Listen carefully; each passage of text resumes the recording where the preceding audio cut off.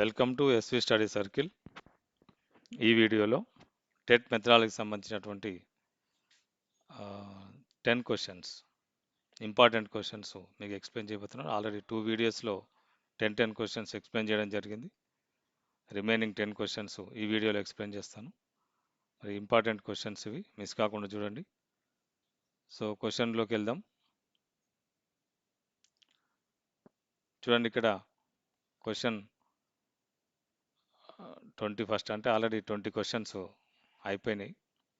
So according to national education policy NEP 2020, maths teaching in early foundational years should lay heavy emphasis on. జాతీయ విద్యా విధానం 2020 ప్రకారం ప్రారంభ పునాది సంవత్సరాల్లో గణిత బోధన దేనిపై ఎక్కువ ప్రాధాన్యత ఇవ్వాలి అనేది క్వశ్చన్ ఇక్కడ. సో మరి ఆప్షన్స్ ఏందో చూద్దాం. ఫస్ట్ ఆప్షన్ కఠినమైన పరీక్షలు మరియు ర్యాంకులు. పరీక్షలు కఠినంగా ఉండాలి, ర్యాంకులు రావడానికి ప్రయత్నం చేయాలంటారు, మరియు ర్యాంకుల కోసమే చెప్పాలంటున్నారు. రెండోది సంఖ్యా జ్ఞానం మరియు ప్రాథమిక గణిత నైపుణ్యాలు. మూడవది ఉన్నత స్థాయి బీజగణితం. 4D ఆప్షన్ కేవలం రోమన్ సంఖ్యల కంఠస్థీకరణ, రోమన్ సంఖ్యలు కంఠస్థం చేయడం మాత్రమే అంటుంది. ఎక్కడ ఇది? ప్రారంభ పునాది సంవత్సరాల్లో గణిత బోధన దేనిపై ఎక్కువ ప్రాధాన్యత ఇవ్వాలి. పునాది అంటే స్టార్టింగ్లో కఠినమైన పరీక్షలు మరియు ర్యాంకులు అవసరం లేదు కాబట్టి ఇది మన ఆప్షన్ కాదు. ఉన్నత స్థాయి బీజగణితం కూడా కాదు. కేవలం రోమన్ సంఖ్యల మీదనే కంఠస్థం చేయడం అనేది కూడా కాదు. సో మన ఆప్షన్ ఏంటి ఇక్కడ? సంఖ్యా జ్ఞానం మరియు ప్రాథమిక గణిత నైపుణ్యాలకు మాత్రమే ప్రాధాన్యత ఇవ్వడం అనేది మన option. So question number first అంటే 21కి answer B is the right answer. First question మనకు అది. సో సెకండ్ క్వశ్చన్, నెక్స్ట్ క్వశ్చన్కి వెళ్దాం. చూడండి, ఇక్కడ 22లో మనకు క్వశ్చన్ ఇచ్చిండు. When a lesson plan in mathematics is designed based on the Herbert steps, which step comes immediately after the preparation phase? So preparation phase తర్వాత వచ్చేటటువంటి స్టెప్ ఏది అని అడుగుతున్నాడు. హెర్బర్ట్ బోధనా విలువల ప్రకారం గణిత పాఠ్య ప్రణాళిక రూపొందించినప్పుడు ఆయత్తపరచ అంటే ప్రిపరేషన్ చేసిన తర్వాత వెంటనే వచ్చే దశ ఏది అంటాడు. సో మరి మనకు దశలు ఇచ్చిండు ఇక్కడ. ప్రిపరేషన్ దశ 1, విషయస్థాపన లేదా ప్రకటన, అంటే ఇది ప్రజెంటేషన్. సో నెక్స్ట్ పోలిక లేదా సాదృశ్యం, comparison, associate and comparison. Next సామాన్యీకరణం, జనరలైజేషన్, అన్వయం, అప్లికేషన్. 4 ఆప్షన్స్ ఇచ్చిండు మనకు. సో మరి మనకు పాఠ్య ప్రణాళిక రూపొందించినప్పుడు ఫస్ట్ ప్రిపరేషన్ అంటే పూర్వ జ్ఞాన పరిశీలన అనేది చేస్తాం. మనం ప్రిపరేషన్ అంటే క్లాస్లోకి వెళ్ళగానే ప్రీవియస్ నాలెడ్జ్ ఏముంది అనేది, ఆ టాపిక్కి సంబంధించిన ప్రీవియస్ నాలెడ్జ్ ఏందనేది చెక్ చేస్తాం. అది ప్రిపరేషన్కి సంబంధించినటువంటి ఫేజ్. దాని తర్వాత ఎక్కడికి వెళ్ళాలి వెంటనే అని అడుగుతున్నాడు. అంటే అప్లికేషన్కి వెళ్ళాలన్నా, సాధారణీకరణ చేయాలన్నా, పోలికలు అంటే జనరలైజేషన్, ఇక్కడ అసోసియేషన్ అండ్ కంపారిజన్ చెప్పాలన్నా, ప్రజెంటేషన్ చేయాలన్నా, విషయోస్థాపన లేదా ప్రకటన. సో ప్రజెంటేషన్, ఇది ప్రజెంటేషన్. సో ప్రజెంటేషన్, నెక్స్ట్ ఇక్కడ కంపారిజన్, జనరలైజేషన్, అప్లికేషన్.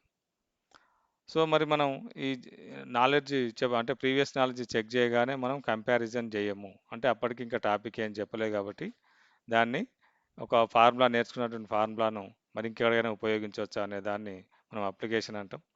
కాబట్టి అప్లికేషన్ చేయం. సాధారణీకరణ కూడా చేయం, అంటే దానికి సంబంధించినటువంటి ఏదైనా ఎగ్జాంపుల్స్ చెప్తూ ఈ ఫార్ములా ఇలా వచ్చిన సాధారణీకరణ చేయడం కూడా అప్పుడు జరగదు, దాని తర్వాతనే.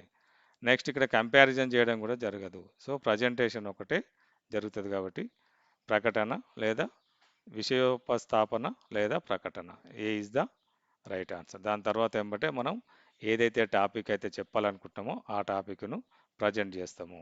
లేదు మనం చార్ట్స్ ద్వారా ప్రజెంట్ చేస్తామా, లేకుంటే ఇంకెట్లా ప్రజెంట్ చేస్తామో అనేది చెప్తాం అన్నట్టు. అది దాన్ని మనం ప్రకటన చేయడం అంటాం. దాని తర్వాత ప్రిపరేషన్ తర్వాత వచ్చేది presentation. So A is the right answer 22nd క్వశ్చన్కి. So the core purpose of providing remedial teaching in a secondary mathematics class in is to గణిత తరగతిలో పరిహార బోధనను అందించడం వెనుక ఉన్న ప్రధాన ఉద్దేశం ఏంటి? Remedial classes. రెమిడియల్ క్లాసెస్ అనగానే మనకు గుర్తురా, రెమిడియల్ క్లాసెస్ ఎవరికి రెమిడియల్ క్లాసెస్ అవసరం ఉంటాయి మనకు అంటే, క్లాస్ రూమ్లో మనం టాపిక్ చెప్పినప్పుడు ఆ టాపిక్ని ఎవరైతే సరిగా అర్థం చేసుకోకుండా అందులో వీక్నెస్గా ఉంటారో, అందులో వెనుకబడి ఉంటారో వాళ్ళకు మనం రెమిడియల్ క్లాసెస్ అందిస్తాం. సో ఇక్కడ చూడండి ఏమేమి ఉంచిండి అనేది చూసి ఒకసారి చూస్తే, ప్రతిభావంతులైన విద్యార్థులకు అదనపు సిలబస్ నేర్పడం. ప్రతిభావంతులైన విద్యార్థులకు అదనపు సిలబస్ నేర్పడం అనేది రెమిడియల్ క్లాస్ కాదు. సో ఆల్రెడీ అటు క్లాస్లో ప్రతిభావంతులైన విద్యార్థులు మనం చెప్పిన టాపిక్ నేర్చుకుంటారు కాబట్టి చెప్పిన టాపిక్ను మళ్ళీ రిపీట్ చేయం కాబట్టి ఇది కాదు మన ఆన్సర్. వెనుకబడిన విద్యార్థుల అభ్యసన లోపాలను సవరించడం. ఎస్, వెనుకబడిన విద్యార్థుల అభ్యసన లోపాలను సవరించడం అనేది రెమిడియల్ క్లాసెస్ యొక్క ముఖ్య ఉద్దేశం. రెమిడియల్ క్లాస్ అంటేనే అది. సో పాఠశాల పనివేళలు మార్చడం కాదు, ఇక విద్యార్థులకు శిక్ష విధించడం కాదు. B is the right answer. So remedial class అంటేనే బ్యాక్వర్డ్ స్టూడెంట్స్ ఎవరు ఉన్నారో వాళ్ళను మళ్ళీ ముందుకు తీసుకురావడం కోసం చేసేటటువంటి క్లాసు, మనం బోధించే క్లాసే రెమిడియల్ క్లాస్. చూడండి ఇక్కడ 24 క్వశ్చన్లో mathematics is the science of logical reasoning. This definition reflects that the structure of mathematics is uniquely. గణితం అనేది తార్కిక ఆలోచనల శాస్త్రం. ఈ నిర్వచనం గణిత శాస్త్ర నిర్మాణం విశిష్టంగా ఎలా ఉంటుందని తెలియజేస్తుంది. గణిత శాస్త్ర నిర్మాణం అనేది, గణితం అనేది ఒక తార్కిక ఆలోచనలు కలిగినటువంటి శాస్త్రం. అది it is a logical reasoning. Mathematics is a logical reasoning. మరి ఈ నిర్వచనాన్ని గణిత శాస్త్ర నిర్మాణం విశిష్టంగా ఎలా ఉంటుంది తెలియజేస్తుంది. అది అశాస్త్రీయంగా ఉంటుందా? లాజికల్ రీజనింగ్ అనేది అశాస్త్రీయంగా ఉంటే మనకు అర్థమవుతుందా? అర్థం కాదు. కాబట్టి ఇది ఆన్సర్ కాదు. క్రమబద్ధంగా మరియు హేతుబద్ధంగా ఉంటుంది అని. నెక్స్ట్ సి, ఊహాజనితంగా మాత్రమే ఉంటుంది. ఊహాజనితం కూడా కాదు. లాజికల్ రీజనింగ్ అనేది ఊహాజనితం కాదు. కేవలం జ్ఞాపక శక్తిపై ఆధారపడి ఉండదు. లాజికల్ రీజనింగ్ అనేది కేవలం జ్ఞాపక శక్తిపై ఆధారపడి ఉండదు. So B is the right answer. క్రమబద్ధంగా మరియు హేతుబద్ధంగా ఉండడం అనేది రైట్ ఆన్సర్ దానికి, లాజికల్ రీజనింగ్కి. So 24th is the B is the right answer. 25 చూడండి. 25 క్వశ్చన్లో ఏమి చూడు, which tool of continuous evaluation allows a teacher to systematically collect and maintain sample of a student's maths work, charts and assignments over a long period. ఒక దీర్ఘకాలంలో విద్యార్థి చేసిన గణిత పనులు, చార్టులు మరియు అసైన్మెంట్ల నమూనాలను క్రమబద్ధంగా సేకరించి భద్రపరిచే నిరంతర మూల్యాంకన సాధనాన్ని ఏమంటారు? సో మరి ఇక్కడ ఇవన్నీ ఏంటో మనం ఒకసారి బ్రీఫ్గా తెలుసుకుంటే, ప్రశ్నావళి అంటే ఏంది? ప్రశ్నావళి అంటే ఒక ప్రశ్నల సమూహాన్ని తయారు చేసి విద్యార్థుల యొక్క ఆసక్తి, అభిరుచులు ఎంతవరకు ఉన్నాయి వారికి తెలుసుకోవడమే మనం ప్రశ్నావళి కింద అంటాం. సో ప్రశ్నావళిలో విద్యార్థి స్వయంగా ఆన్సర్ చెప్పాల్సి ఉంటుంది. ఇది ఓరల్గా కానీ రిటర్న్గా కానీ నిర్వహించవచ్చు ఈ ప్రశ్నావళి అనేది. సో ఇక్కడ ప్రశ్నావళితోటి ఎక్కువ మంది స్టూడెంట్స్ను కూడా మనం అంటే టెస్ట్ చేయడానికి అవకాశం ఉంటుంది ప్రశ్నావళిలో. సో ఇక్కడ నిశిత పరిశీలన అంటే అబ్జర్వేషన్, క్లీన్ అబ్జర్వేషన్. అబ్జర్వేషన్ ఏంటంటే, అబ్జర్వేషన్లో స్టూడెంట్స్కి తెలియకుండానే కొన్ని అబ్జర్వేషన్ చేయడం అన్నట్టు. స్టూడెంట్స్ అబ్జర్వేషన్లో లేకుండా టీచర్ అబ్జర్వ్ చేయడం స్టూడెంట్. అంటే స్టూడెంట్ ఎందులో అభిరుచి చూపిస్తున్నాడు, లేకపోతే లీడర్షిప్ క్వాలిటీస్ ఉన్నాయా అనేది మనం నిర్ణయించడం. అంటే విద్యార్థి యొక్క పరిశీలన, అబ్జర్వేషన్ చేయడం, స్టూడెంట్ను అబ్జర్వేషన్ చేయడం, ఇది నిశ్చిత పరిశీలన కిందకి వస్తుంది. రేటింగ్ స్కేల్ అంటే స్టూడెంట్కి ఒక ఎగ్జామ్, ఒక నిర్దిష్ట ఎగ్జామ్ పెట్టేసి స్టూడెంట్ యొక్క స్కేల్ అంటే రేటింగ్ నిర్ణయించడం, అంటే విద్యార్థి ఏ స్థాయిలో ఉండో నిర్ణయించడాన్ని రేటింగ్ స్కేల్ అంటాం. మరి ఇక్కడ పోర్ట్ఫోలియో అంటే ఏంటి? మనకు పోర్ట్ఫోలియో అంటే విద్యార్థి తన దీర్ఘకాలంలో చేసినటువంటి చార్టులు కానీ, అసైన్మెంట్లు కానీ, ఆ ప్రాజెక్ట్స్ కానీ ఇంకేవైనా వాటిని ఒక క్రమ పద్ధతిలో భద్రపరిచే నిరంతర మూల్యాంకన సాధనాన్ని మనం పోర్ట్ఫోలియో అంటాం. సో దీనికి B is the right answer.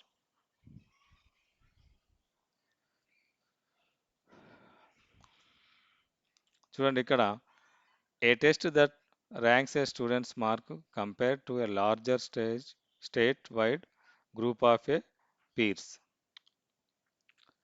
Like percentiles or rank competitive entrance exams is called. మరొక పెద్ద సమూహంతో పోల్చి విద్యార్థికి ర్యాంకులు లేదా పర్సెంటైల్ ఇచ్చే మూల్యాంకన పరీక్షను ఏమంటారు? పెద్ద సమూహంతో పోల్చి ర్యాంకులు పర్సంటేజ్ ఇచ్చే మూల్యాంకనాన్ని ఏమంటాం? అయితే ఇక్కడ మనకు ఈ లోప నిర్ధారణ పరీక్ష మనకు చాలాసార్లు వచ్చింది. ఇది డయాగ్నోస్టికల్ టెస్ట్ అంటాం మనం, డయాగ్నోస్టిక్ టెస్ట్.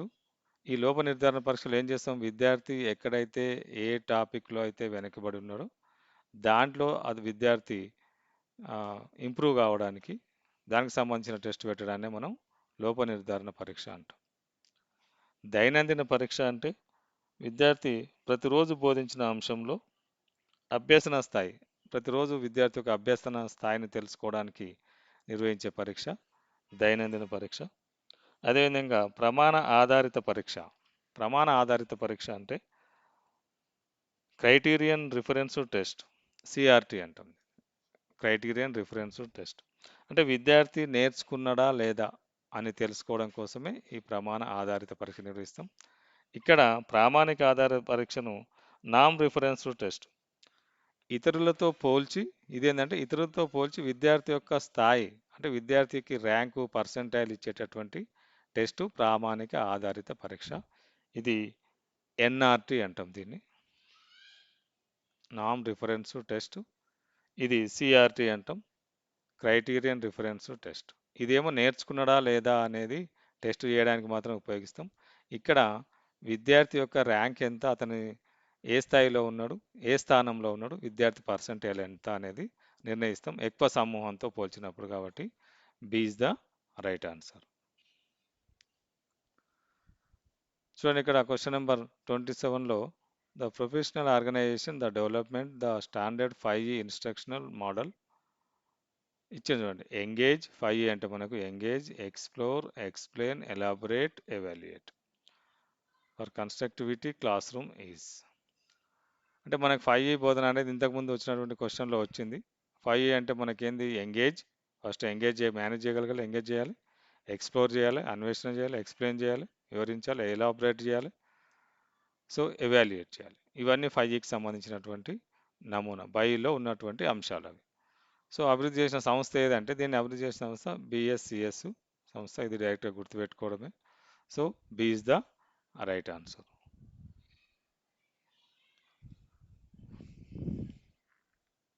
చూడండి 28, question number 28. The foundational operational rules of modern permutations, combinations and negative numbers were systematically documented first in India by. ఆధునిక క్రమ మార్పిడులు, సంయోగాలు మరియు రుణ సంఖ్యల ప్రాథమిక గణిత నియమాలను భారతదేశంలో మొదటిసారిగా క్రమబద్ధంగా నమోదు చేసింది ఎవరు అంటారు. ఇది కూడా గుర్తుపెట్టుకోవాల్సిన, Bhaskaracharya, Brahmagupta, Aryabhatta, Sridharacharya. So Brahmagupta is the right answer. B is the right answer.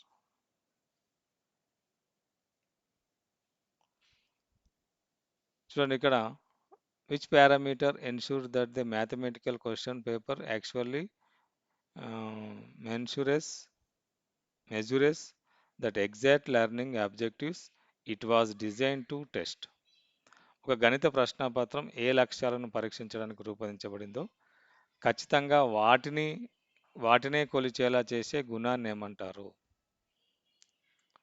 విశ్వసనీయత అన్నాడు, సగటు స్థాయి, సగటు వివక్షత, సంగృత లేదా సార్థకత అంటారు. సో ఇక్కడ విశ్వసనీయత కాదు, సగటు స్థాయి కాదు, సగటు వివక్షత కూడా కాదు, వ్యాలిడిటీ, సంగృత లేదా సార్థకత, దాన్ని మాత్రమే కొలిచే గుణాన్ని మనం సంగృత లేదా సార్థకత, వ్యాలిడిటీ అంటాం. So 29 D is the right answer.